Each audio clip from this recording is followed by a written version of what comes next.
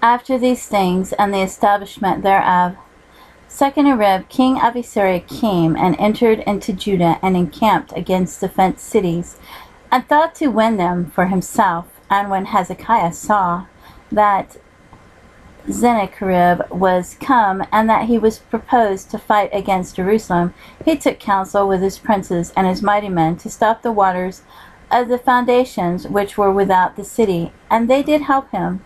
So there was gathered much people together, who stopped all the fountains and the brook that ran through the midst of the land, saying, Why should the kings of Assyria come and find much water? Also he strengthened himself, and built up all the wall that was broken, and raised it up to the towers, and another wall without, and repaired Milo in the city of David, and made darts and shields in abundance. And he set captains of war over the people, and gathered them together to him in the street of the gate of the city, and spake comfortably to them, saying, Be strong and courageous, be not afraid nor dismayed for the king of Assyria, nor for all the multitude that is with him, for there be more with us than with him. With him is an arm of flesh, but with us is the Lord our God to help us, and to fight our battles. And the people rested themselves upon the words of Hezekiah king of Judah.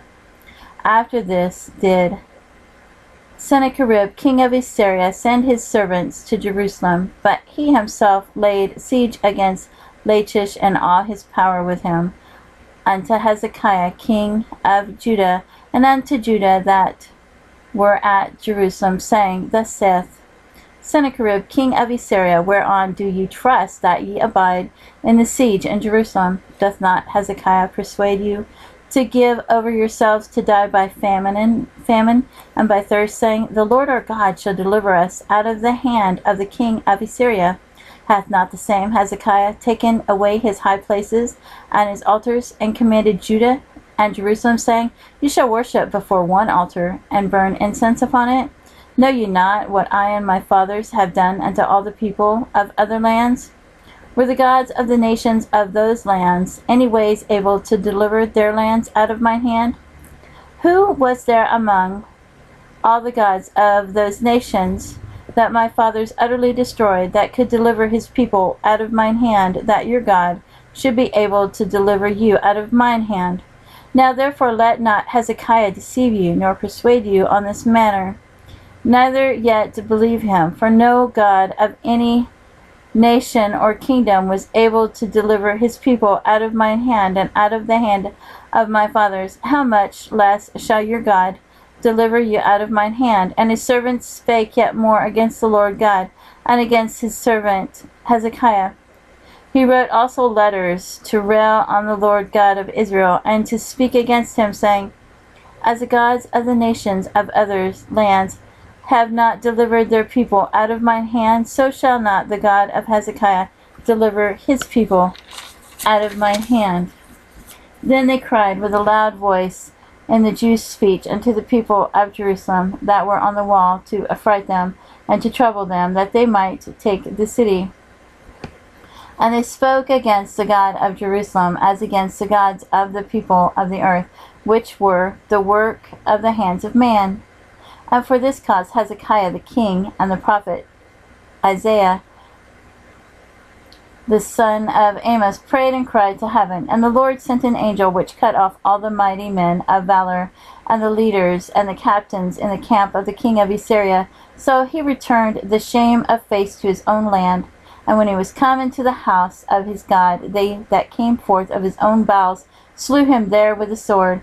Thus the Lord saved Hezekiah and the inhabitants of Jerusalem from the hand of Sennacherib the king of Assyria, and from the hand of all other, and guided them on every side. And many brought gifts unto the Lord of Jerusalem, and presents to Hezekiah king of Judah, so that he was magnified in the sight of all nations from thenceforth.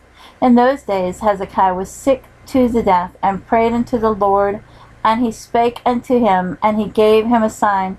But Hezekiah rendered not again according to the benefit done unto him. For his heart was lifted up, therefore there was wrath upon him, and upon Judah and Jerusalem. Notwithstanding Hezekiah humbled himself for the pride of his heart, both he and the inhabitants of Jerusalem, so that the wrath of the Lord came not upon them in the days of Hezekiah. And Hezekiah had exceeding much riches and honor, and he made himself treasures for silver and for gold, and for precious stones, and for spices, and for shields, and for all manner of pleasant jewels, storehouses also for the increase of corn, and wine, and oil, and stalls for all manner of beasts, and coats for flocks. Moreover, he provided him cities, and possessions of flocks, and herds in abundance, for God had given him substance very much.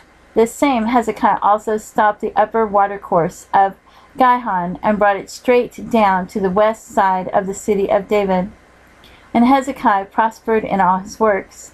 Howbeit in the business of the ambassadors of the princes of Babylon, who sent unto him to inquire of the wonder that was done in the land, God left him to try him, that he might know all that was in his heart. Now the rest of the acts of Hezekiah and his goodness, behold, they are written in the visions of Isaiah the prophet, the son of Amos, and in the book of the kings of Judah and Israel.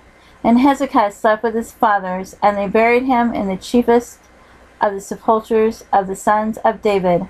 And all Judah and the inhabitants of Jerusalem did him honor at his death, and Manasseh his son reigned in his stead.